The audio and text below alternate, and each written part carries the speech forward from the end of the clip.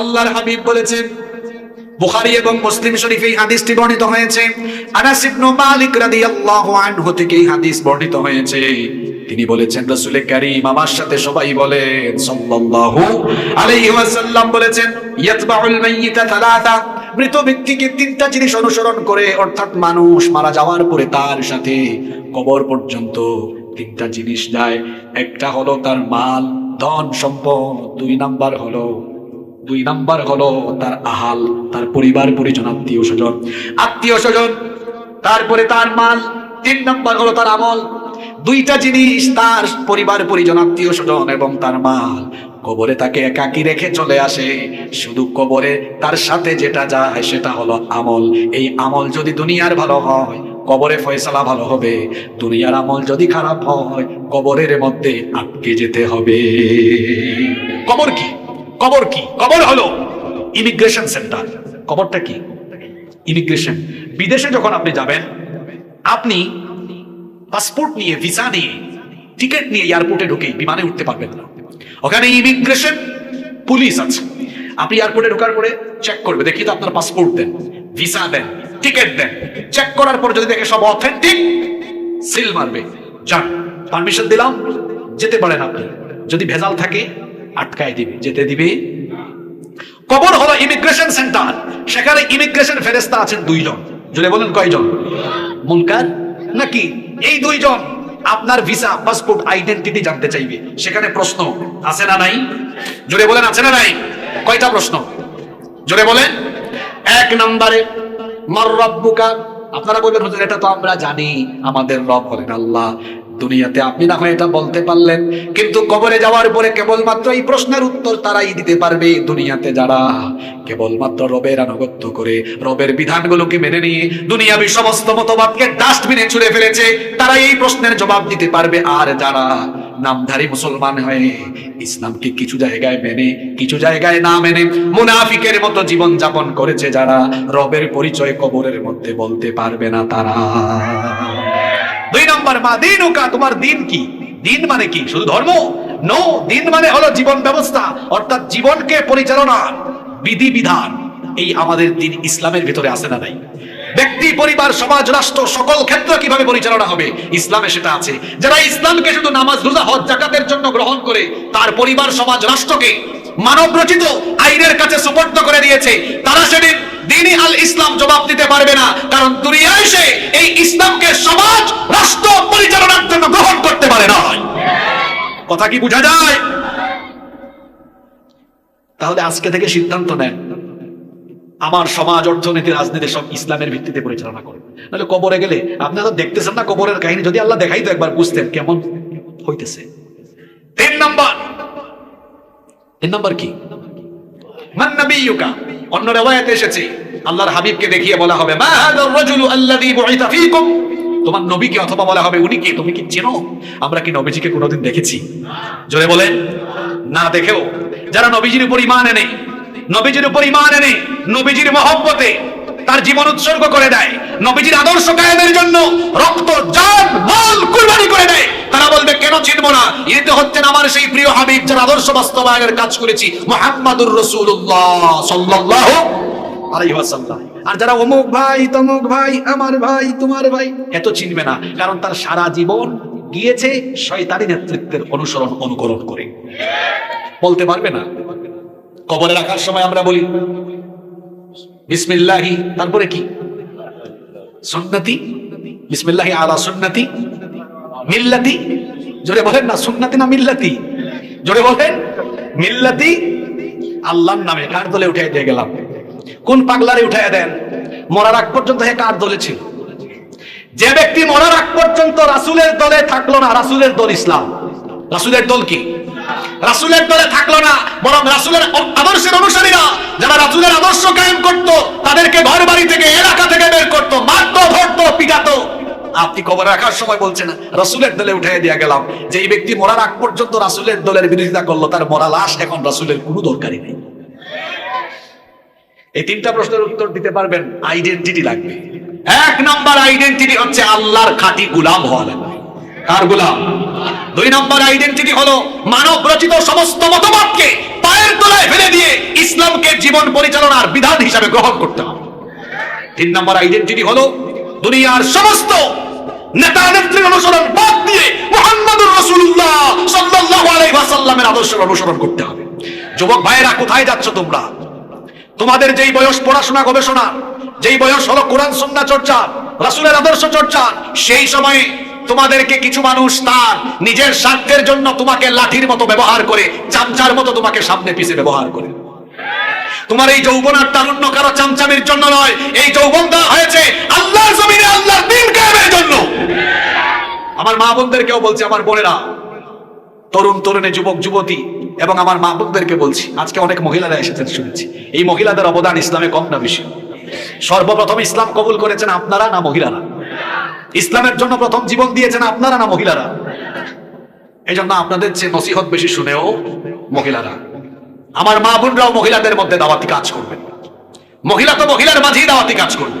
আপনি দিন শুধু বুঝলে চলবে না, আপনি আপনার অন্যান্য মায়েদের কাছে, বোনেদের কাছে দাওয়াত ছড়িয়ে দিবেন কোরআন সুন্নাহর আলোয়, তাদেরকে আলোকিত করার চেষ্টা করবেন। যেমন করে আম্মা জান আয়েশা সিদ্দিকা রাদিয়াল্লাহু আনহা, তিনি যেভাবে আল্লাহ রাসূলের হাদিসগুলো ছড়িয়ে দিয়েছেন, দ্বীনের ইলম ছড়িয়ে দিয়েছেন, ঠিক তেমনি করে আপনিও আপনার জায়গা থেকে যথাসম্ভব দ্বীনের আলো ছড়িয়ে দেওয়ার জন্য কাজ করতে হবে। এটা আপনার দায়িত্ব। কষ্ট হচ্ছে আপনাদের? শেষ 2টা পয়েন্ট বলে আমরা আলোচনা শেষ করব, আর আপনাদেরকে কষ্ট দিব না। কয়টা পয়েন্ট? এই কবরে আমরা সবাই যাব। কবরে আমরা সবাই যাব কি যাব না? আরো জোরে বলেন। এই কবরে নেককার আর বদকারদের পরিস্থিতি কি সমান হবে? জোরে বলেন। কবরের মধ্যে নেককার এবং বদকার লোকদের কি পরিস্থিতি হবে ভালো করে শুনেন। এরপরে আমরা বদ পরিস্থিতি থেকে বাঁচার জন্য কি করণীয় সেটা শুনবো, তারপরে মোনাজাত করবো ইনশাআল্লাহ। 1 নম্বরে আসুন, বদকার মানুষ নামাজ নাই, রোজা নাই, 3 মানে না, জীবনের সকল ক্ষেত্রে আল্লাহর সাথে নাফরমানি করে, রাসূলের সাথে নাফরমানি করে এইরকম বদকার ব্যক্তি যখন কবরে যাবে, কবরে রাখার পরে সে মোট 10টি ভয়াবহ পরিস্থিতির সম্মুখীন হবে। কথা যদি বুঝে থাকেন সবাই বলেন, বদকার ব্যক্তি কবরের মধ্যে কয়টা ভয়াবহ পরিস্থিতির সম্মুখীন হবে? নাম্বার 1 নাম্বার, ইমিগ্রেশনে আটকা পড়বে, অর্থাৎ প্রশ্নকারী ফেরেশতাদের একটা প্রশ্নের উত্তরও দিতে পারবে না, সকল প্রশ্নের জবাবে বলবে লা আদ্রি, আমি জানি। 2 নম্বর ভয়াবহ পরিস্থিতি হবে, সে যখন প্রশ্নের উত্তর দিতে পারবে না, আল্লাহ তখন বলবেন আন কাযাবা আবদি, এই বান্দা মিথ্যা বলেছে। সে মিথ্যা বলার পরে প্রশ্নগুলোর জবাব না দেওয়ার কারণে 2 নম্বরে আল্লাহ তাআলা ফেরেশতাদেরকে বলবেন ফাআফরিশু লাহু মিনান নার, তার কবরের মধ্যে জাহান্নামের আগুনের বিছানা বিছিয়ে দাও। 3 নম্বর হলো তাকে জাহান্নামের আগুনের তৈরি পোশাক পরিধান করিয়ে দাও। 3 নম্বর হলো ওয়ায়ুফতাহু লাহু বাবান ইলান নার, জাহান্নামের দিক থেকে একটি দরজা তার কবরের দিকে খুলে দাও। যখন জাহান্নামের দিক থেকে কবরের দিকে দরজাটা খুলে দেওয়া হবে, আগুনের তাপে, জাহান্নামের সেই লেলিহান অগ্নিশিখার তাপে ওই ব্যক্তি পেরেশান হয়ে যাবে, হয়রান হয়ে যাবে। মনোযোগ দিয়ে শুনেন, নামাজ ছাড়ার আগে, নাফরমানি করার আগে, আল্লাহর বিধানগুলোর সাথে নাফরমানি করার আগে কবরের ভয়াবহতার কথা চিন্তা করুন, কারণ কবরে তো আমি কিছুক্ষণ পরেও চলে যাওয়ার সম্ভাবনা আছে না নাই? 5 নম্বর হলো তার কবরটাকে এত বেশি সংকীর্ণ করা হবে, আল্লাহ তাআলা বলবেন ওয়ায়ুদাইয়াকু আলাইহি কবরুহু হাত্তা তাখতালিফা ফীহি আদলাউহু, আল্লাহর হাবিব বলেছেন তার কবরকে এত সংকীর্ণ করে দেওয়া হবে। জুড়ে বলেন তো, কবর কি 10 হাত না 3.5 হাত? ছোট্ট সংকীর্ণ এই কবর ওই বদকার লোকটার জন্য এত সংকীর্ণ, এত ছোট হয়ে যাবে, কবরের 2 পাশের মাটি তখন তাকে এমন ভাবে চাপ মারবে, এক পাশের পাঁজরে গিয়ে অন্য পাশের পাঁজরে ভাবে ঢুকে যাবে। এরকম করে শাস্তি চলবে। 6 নম্বর হলো সে যখন প্রশ্নগুলোর জবাব দিতে পারবে না, তখন তাকে জাহান্নামের আযাবে দুঃসংবাদ দেওয়া হবে। 7 নম্বর হলো তার কবরের মধ্যে এমন একজন ফেরেশতা নিয়োগ করা হবে, যেই ফেরেশতা এমন ভাবে তাকে পিটাবে, ওই ফেরেশতার হাতের মধ্যে লোহার মুগুর থাকবে। আল্লাহর নবী বলেছেন লাউ দরাবা বিহা জাবানুন লাসারা তুরাবান, যদি ওই মুগুর দিয়ে বিরাট কোন পর্বতমালাকে ওই ফেরেশতা আঘাত করে বিরাট পর্বতমালা পাথর হয়ে যাবে। তাহলে বুঝেন তো, যখন ওই বদকার লোকটাকে পিটানো হবে তার অবস্থা কি হবে? তার অবস্থাটা তখন কি হবে? ও আমার যুবক ভাইরা, কেমনে নামাজ ছেড়ে দাও, কি করে জিনা করো, কি করে গান শোনো, কি করে অন্যায় করেন, কি করে অবিচার করেন। আমার মায়েরা বোনেরা, কি করে বেপরদা হয়ে বাড়ি থেকে বের হয়ে যান। কবরের এই আযাবের ভয়টা কি অন্তরে নাই? এই কবরে তো সবাইকে যেতেই হবে, কবরে যাওয়া ছাড়া আমাদের কোনো উপায়। কি ভয়াবহ শাস্তি। 8 নম্বরে হলো বৎকারদের কবরের মধ্যে 99টা বিষধর সাপ চাপিয়ে দেওয়া হবে। কাফিরদের কবরে 99টা বিষধর সাপ চাপিয়ে দেওয়া হবে। এখানে যদি একটা সাপ আছে, সাপ আসার পরে দেখবেন মানুষের কেমনে দৌড়াদৌড়ি আরম্ভ হয়। কবরের মধ্যে একটা সাপ নয়, কয়টা দেওয়া হবে? এগুলো কি দুনিয়ার সাপের মতো নাকি? দুনিয়ার এক সাপ দেখলে আপনি দৌড় মারেন, আর কবরে যে বিষাক্ত ভয়াবহ 99টা সাপ চাপিয়ে দেওয়া হবে। আল্লাহর নবী বলেছেন এগুলো এত ভয়ঙ্কর, কোন একটা সাপ যদি দুনিয়ায় একটি বারের জন্য নিঃশ্বাস ছাড়তো, দুনিয়াতে কোনো গাছপালা কোনোদিনও আর জন্ম নিত না, এত বিষাক্ত। এরপরে আসুন 9 নম্বর, বিভিন্ন রকমের আযাব দেওয়া হবে। সুদখুরদের একরকম, ঘুষখুরদের একরকম, বেনামাজির একরকম, বেরোজাদারের আর একরকম, জিনাখুরের একরকম। এইরকম যার পাপ যেমন তার শাস্তির ধরনও তেমন। তারপরে 10 নম্বর হলো তাকে প্রত্যেকদিন কবরে বলা হবে হাদা মাকাদুকা হাত্তা ইয়াবাতাকাল্লাহু ইলা ইয়াউমিল কিয়ামাহ। কিয়ামত পর্যন্ত এটা তোমার অবস্থানস্থল, এখানে এভাবেই তুমি থাকতে থাকবে, এখানেই তুমি এভাবে থাকবে। এভাবে করে বৎকারদের উপরে কবরে 10টি ভয়াবহ শাস্তি চাপিয়ে দেওয়া হবে। তার বিপরীতে নেককার ব্যক্তি যারা পৃথিবীতে থাকাকালীন নেক আমল করেছে, আল্লাহ এবং রাসূলকে মেনে চলেছে, আনুগত্য করেছে, কবরের মধ্যে সেই সকল নেককার লোকদেরকে 10টি পুরস্কার দেওয়া হবে। জুড়ে বলেন কয়টা? আস্তে বলবেন না, জুড়ে বলেন কয়টা? 1 নম্বর, ইমিগ্রেশনে আটকাবে না, ভিসা পাসপোর্ট টিকিট সব ওকে। 3টা প্রশ্ন করার সাথে সাথেই জবাব দিয়ে দিবে আল্লাহু আকবার। অদৃশ্য থেকে তখন জবাব আসবে আন সাদাকা আবদি, আমার বান্দা সত্য বলেছে। 2 নম্বর সুসংবাদ হলো আল্লাহ তাআলা তখন বলবেন, ও আমার ফেরেশতারা, আমার এই বান্দাকে দুনিয়ার মানুষেরা মাটির কবরে শুইয়ে দিয়ে গিয়েছে, তাকে আর মাটিতে শুইয়া রাখিও না, ফাফরিশুহু মিনাল জান্নাহ, তার কবরে জান্নাতের বিছানা বিছায়া দাও। 3 নম্বর হলো আল্লাহ তাআলা বলবেন, তাকে তো কাফনের কাপড় দিয়ে কবরে পাঠানো হয়েছে, ওয়া আলবিসুহু মিনাল জান্নাহ, জান্নাতের পোশাক তাকে পরায়া দাও। 4 নম্বরে আল্লাহ বলবেন, ওয়াফতাহু লাহু বাবান ইলাল জান্নাহ, জান্নাতের দিক থেকে তার কবরের দিকে একটা দরজা খুলে দাও। যখন জান্নাতের একটা দরজা তার কবরের দিকে খুলে দেওয়া হবে, ফায়াতিহি মির রাউহিহা ওয়া তিবিহা, তখন জান্নাত থেকে জান্নাতের সুগন্ধ তার কবরে আসতে থাকবে। 5 নম্বর হলো ওয়াতাকাররু আইনুহু বিমা ইয়ারা ফিহা মিনান নাঈম, কবরে তাকে নিয়ামত সমূহ সম্পর্কে অবগত করা হবে, জান্নাতের নিয়ামত সম্পর্কে তাকে বলা হবে। 6 নম্বরে হলো তাকে তো আমরা 3.5 হাত কবর দিয়ে এসেছি, আল্লাহ তাআলা বলবেন, আমার ফেরেশতারা, আমার জান্নাতি বান্দার কবরটাকে এত সংকীর্ণ রেখো না, তার কবরটাকে তোমরা ওয়ায়ুফসাহু লাহু ফি কবরিহি মাদ্দা বাসারিহি, তার চোখের সীমানা যায় যত দূর, তার কবরটাকে তোমরা প্রশস্ত করে দাও তত দূর। তাও সুবহানাল্লাহ মুখে দিয়ে বাইরে হয় না, চোখের দৃষ্টি সীমানা যাবে যত দূর, এই নেককারের কবরটাকেও বিস্তৃত প্রশস্ত করে দাও তত দূর। সুবহানাল্লাহ। 7 নম্বরে একজন সুন্দর চেহারা বিশিষ্ট ব্যক্তির আগমন কবরে হবে। ওয়ায়াতিহি রাজুলুন হাসানুল ওয়াজহ হাসানুস সিয়াব তাইয়িবুর রিহ, সুন্দর পোশাক আশাক, সুন্দর সুঘ্রাণযুক্ত এক ব্যক্তি আসবে, এসে ওই নেককার জান্নাতি লোককে বলবে, আবশির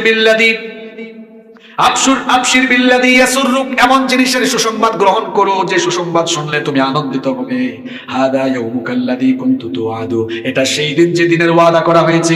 ওই নেককার জান্নাতি ব্যক্তি তখন সেই লোকটাকে বলবে, মান আনতা, তুমি কে? সে বলবে, আমি কোনো মানুষ নই, আমি তোমার নামাজ, আমি তোমার রোজা, আমি তোমার তাহাজ্জুদের নামাজ, আমি তোমার সকল সুন্দর নেক আমল। সেই নেক আমলগুলোকে সুন্দর সুরত দিয়ে আল্লাহ পাঠিয়েছেন যাতে তোমাকে আমি জান্নাতের সুসংবাদ শোনাতে পারি। এরপরে 8 নম্বরে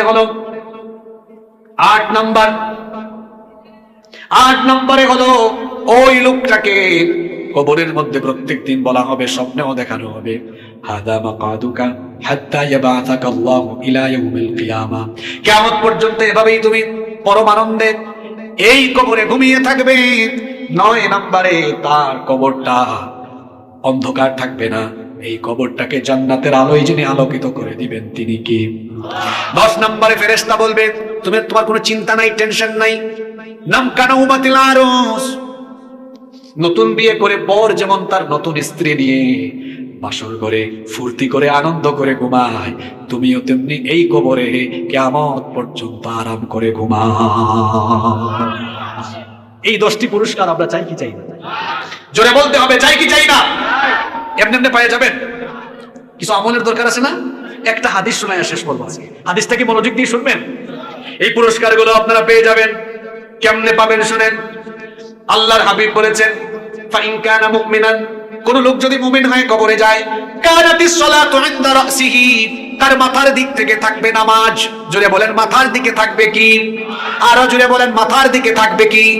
নামাজ কেন মাথার দিকে? কারণ আমরা নামাজে সাজদা দেই কি দিয়ে? জোরে বলেন কি দিয়ে? দুনিয়াতে যারা এই মাথা দিয়ে সাজদা দিবে, মাথা দিয়ে আল্লাহর কুদরতি চরণে সাজদা দিবে, এই নামাজের আমল তার মাথার দিকে কবরে থাকবে। ওয়া কানা সিয়ামু আন ইয়ামিনিহি, এই যে সামনে রমজান মাস আসতেছে, রমজানের যে সিয়াম সাধনা, এই রোজাগুলো থাকবে কবরের ডান পাশে। এরপরে দেখুন, ওয়া কানাতিজ যাকাতু আন শিমালিহি, যাকাত বা দান সদকাগুলো থাকবে আপনার বাম পাশে।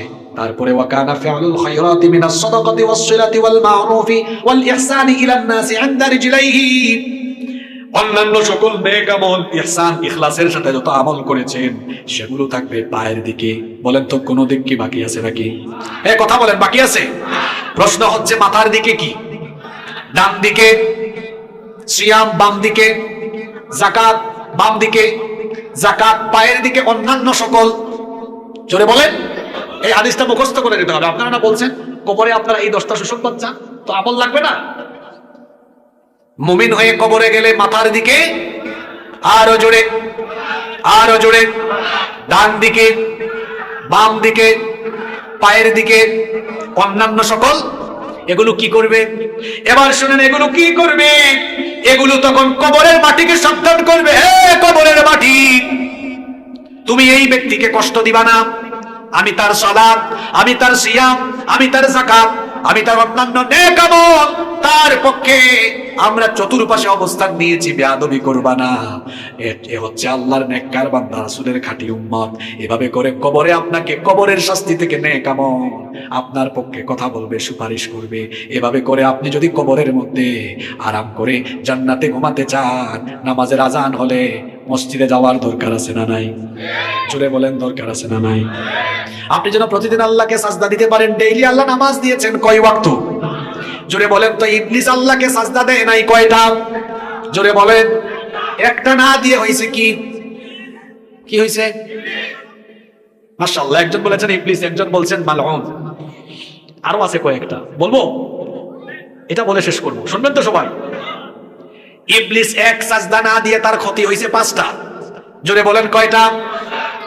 1 নাম্বার সে হয়েছে মালউন, অভিশপ্ত। 2 নাম্বার হয়েছে মারদুদ, মানে জান্নাত থেকে বিতাড়িত, আল্লাহর কাছ থেকে বিতাড়িত।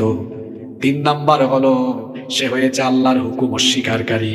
4 নাম্বার সে হয়েছে অহংকারী। 5 নাম্বারে হয়েছে কাফির। আপনি সূরা বাকারার 34 নম্বর আয়াত পড়েন, ওয়া ইয কুলনা লিল মালাইকাতি ইসজুদু লি আদামা ফাসাজাদু ইল্লা ইবলিস আবা ওয়াস্তাকবারা ওয়া কানা মিনাল কাফিরিন। আল্লাহ বলছেন, আর স্মরণ করো যখন ফেরেশতাদেরকে বলা হয়েছিল তোমরা আদমকে সাজদা দাও, ইবলিস ছাড়া সবাই সাজদা দিয়েছিল, ইবলিস সাজদা দিল না। না দেওয়ার কারণে তার কি হয়েছে? সে তো অভিশপ্ত হয়েছে। ইবলিস অভিশপ্ত যেমন হয়েছে, ইবলিসের মতো আজান হলে যারা আল্লাহকে মসজিদে গিয়ে সাজদা দেয় না, তারাও হচ্ছে অভিশপ্ত মানুষ। ইবলিস যেমন আল্লাহর হুকুম অমান্য করে সাজদা না দিয়ে আল্লাহর কাছ থেকে, আল্লাহর রহমত থেকে বিতাড়িত হয়েছে, যারা দুনিয়ার জীবনে আজান শুনলে আল্লাহকে সাজদা দেয় না, এরাও আল্লাহর রহমত থেকে বিতাড়িত হয়েছে।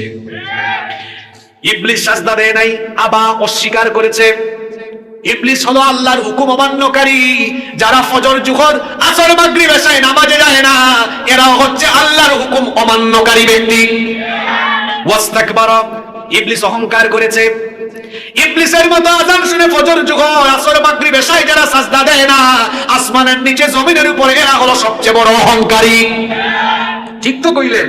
আযান হলে পাওয়া যায় তো আপনারে? আমার চাচা বলে দিয়েছেন মাশাআল্লাহ, রোজার মাসে আটে না, এমনি মাসে নাই। ঠিক আছে না কথা? মাখরাজ ঠিক আছে আমার? রোজার মাসে আটে না, এমনি মাসে হয়ে গেছে বাবা, কথা ঠিক আছে তো? মাশাআল্লাহ, ঠিকই তো আছে, শুধু রোজা আসবে পরে আর আহা। নামাজ ওই যে বললাম যে আল্লাহকে সাজদা দেয় না সে অহংকারী। আমরা নামাজে দাঁড়ালে অহংকার থাকে, দাঁড়াই কেমনে? কাঁধ বা কান বরাবর হাত উঠাইয়া মনে হয় যেন গোলাম তখন সারেন্ডার করে আসামি হয়ে তার মাহবুদের সামনে দাঁড়িয়ে যায়। আল্লাহু আকবার। ইমাম সাহেব তেলাওয়াত শেষ করে বললেন, আর আমরা যখন দাঁড়াই কুমু লিল্লাহি কানিতিন, বিনয়ী হয়ে গোলামের মতো, একদম গোলামের মতো দাঁড়াইলাম। ইমাম সাহেব বলেছেন আল্লাহু আকবার, মাথাটা নত করে এখন ঝুঁকাই দিয়েছি রুকুর মধ্যে। আল্লাহ বলতেছেন রাগ, তোর অহংকার আমি শেষ করতেছি। অহংকার কেমনে চলে যাচ্ছে? সামি আল্লাহু লিমান হামিদা। এরপরে যখন সাজদায় গেলাম আল্লাহু আকবার, টাকাওয়ালা, পয়সাওয়ালা, ক্ষমতাওয়ালা, কুলিওয়ালা, ঠেলাওয়ালা, রিকশাওয়ালা, সব শ্রেণী পেশার মানুষ তখন মাথাটা নত করে দিয়ে কপাল আর নাক দিয়ে আল্লাহর কুদরতি চরণে এমন ভাবে তখন লুটিয়ে পড়েছে। নামাজের এই দৃশ্য দেখে তখন মনে হয় গোলাম সত্যিকার অর্থে মালিকের সামনে অহংকার ত্যাগ করে ঝুঁকে পড়েছে। মানুষ যেরকম আল্লাহকে সুন্দর করে সাজদা দেয়, গরু আমাদের মতো সাজদা দিতে পারে? যদি বলেন, ছাগল পারবে? কোন পশু পারবে? গরু ছাগল বা পশু, গরু ছাগল বা পশু মানুষের মতো এত সুন্দর করে সাজদা দিতে পারে না। কোন মানুষ সাজদা যদি না দেয়, নামাজ যদি আদায় না করে, তার মধ্যে আর গরু ছাগল পশুর মধ্যে কোনো পার্থক্য আর থাকে না। কেমনে বুঝাইলে আপনি বুঝবেন? কয় হোসেন নামাজ পড়ি না, বেশি ব্যস্ত তো, ইমান ঠিক আছে। ইমান থাকলে না ঠিক থাকবে, ইমানই তো নাই, ঠিক কেমনে থাকে এটা? 5 নম্বরে ইবলিসের কি ক্ষতি হয়েছে? ওয়াকানা মিনাল, একটা সাজদা না দিয়ে কি হয়েছে? আপনি ডেইলি কয়টা দেন না, কয়বার হইছেন চিন্তা করেছেন? মান তারাকা সালাতা মুতাআম্মিদান ফাকাদ কাফারা জিহারান।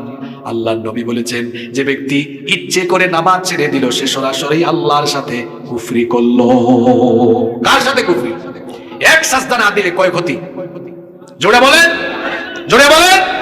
1 নাম্বার, খায়া ফেলছে, আম খাইয়া এই হইছে বুঝি ব্রেইন আপনাদের। 1 নাম্বার মালউন, অভিশপ্ত। 2 নাম্বার মারদুদ, আল্লাহর রহমত থেকে বিতাড়িত। 3 নাম্বার আবা, অস্বীকারী। 4 নাম্বার ওয়াস্তাকবারা, অহংকারী। 5 নাম্বার ওয়াকানা মিনাল। আমরা কি 5টা ক্ষতি চাই? তাহলে আজান হলে নামাজে যাবেন তো? ইসলামের সবচেয়ে বড় ইবাদত কি? জোরে বলেন, জোরে বলেন। মা বোনরা জান্নাতে যাওয়া সহজ। ইযা সাল্লাত আল মারআতু খামসাহা ওয়া সামাত শাহরাহা ওয়া হাফিজাত ফারজাহা ওয়া আতাআত যাওজাহা, 4টা কাজ আপনারা করবেন বোনেরা। সময় মতো নামাজ, রমজানের রোজা যথাযথভাবে আদায় করা, লজ্জাস্থানের হিফাজত আর স্বামীর খেদমত, স্বামীর আনুগত্য। এই 4 কাজ যে নারী করবে, আল্লাহ তাআলা ওই নারীকে বলবেন তোমার পছন্দ মতো যে কোনো গেট দিয়ে তুমি জান্নাতে চলে যাও। সুবহানাল্লাহ। বলছিলাম কবরের শাস্তি থেকে বাঁচার জন্য আমরা আমল করা লাগবে। মাথার দিকে কি আসবে? ডান দিকে। সিয়ামের মাসে সিয়াম ঠিক মতো করবেন তো? বাম দিকে। পায়ের দিকে অন্যান্য। তাহলে কবরের আযাব থেকে বাঁচার জন্য আমল কি দরকার? এই হাদিসে আছে না নাই? লাস্ট আরো একটা আমল বলবো। কোরআনে একটা সূরা আছে, সূরার নাম সূরা মুলক। আল্লাহর হাবিব বলেছেন, রাতের বেলা ঘুমানোর আগে যারা সূরা মুলক তিলাওয়াত করে ঘুমায়, ওই ব্যক্তি কবরে যাওয়ার পরে আল্লাহ তাকে কবরের শাস্তি থেকে বাঁচায়া দিবে। আবার অন্য হাদিসে এসেছে, নবীজি বলেছেন, যারা সব সময় রাতের বেলা ঘুমানোর আগে সূরা মুলক তিলাওয়াত করে, এই সূরাটি কিয়ামতের দিন তার পক্ষে আল্লাহর সাথে ঝগড়া করবে ততক্ষণ আল্লাহ ওই লোকটাকে মাফ করে দিয়ে জান্নাতে ঢুকাবে না যতক্ষণ। সূরা মুলকে আয়াত 30টা। জুড়ে বলেন কয়টা? একদিনে 1 আয়াত শিখলে 30 দিনে কত হয়? 30 আয়াত। পারবেন না মুখস্থ করতে? আরেকটা আমল হলো নামাজে দুআয়ে মাসুরা পড়েন, আল্লাহুম্মা ইন্নী যালামতু নাফসি যুলমান কাসীরা। এটা বলে সালাম ফিরিয়ে ফেলেন। একটা হাদিস আছে, নবীজি সব সময় সালাম ফেরানোর আগে 4টি বিষয় থেকে পানাহ চাইতেন। আল্লাহুম্মা ইন্নী আউযু বিকা মিন আযাবি জাহান্নাম ওয়া মিন আযাবিল কবর ওয়া মিন ফিতনাতিল মাহইয়া ওয়াল মামাত ওয়া মিন ফিতনাতিল মাসীহিদ দাজ্জাল। এই দোয়াটা করবেন। এই আমলগুলো শিখাই দিলাম। এই আমলগুলো করলে কবরের জিন্দেগি সুন্দর হবে, কবরের শাস্তি থেকে বাঁচতে পারবো। সবচেয়ে বড় আমল হলো নামাজ। সবচেয়ে বড় আমল কি?